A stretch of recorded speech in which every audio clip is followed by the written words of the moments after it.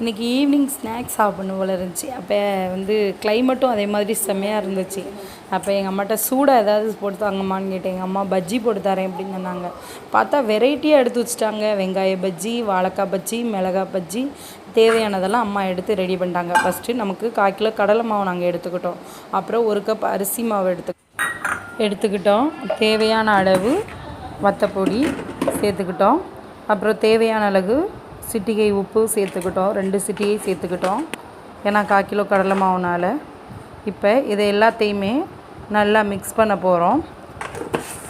நல்லா first mix பண்ணிவிட்டு அப்புறம் நம்ம தண்ணி சேர்த்து நல்லா மிக்ஸ் பண்ணணும்.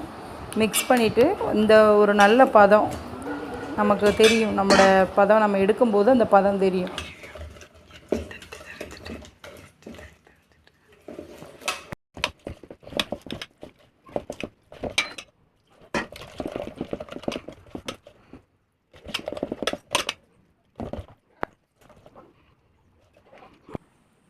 பார்த்திங்கன்னா நல்ல பதமாக நல்லா கலக்கியாச்சு. இப்போ நல்லா வந்து இந்த மாதிரி இருந்தால் நம்ம பஜ்ஜி போட நல்லாயிருக்கும்.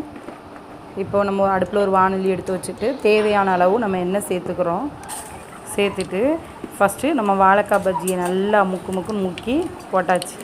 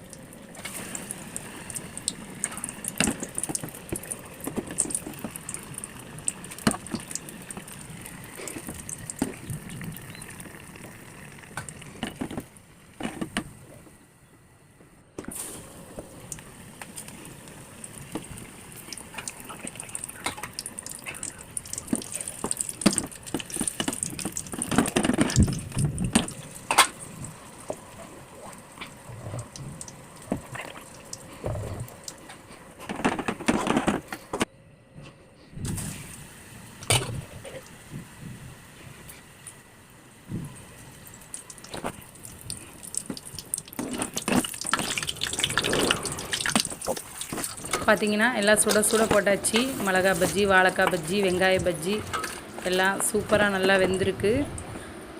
பாருங்களேன், எங்கள் கிளைமேட்டை நீங்களும் பாருங்கள் எப்படி இருக்குன்னு. இந்த ஈவினிங் கிளைமேட்டுக்கு நல்லா சூடாக சுவையாக பஜ்ஜி சாப்பிட்ணுன்னு ஆசைப்பட்டேன்.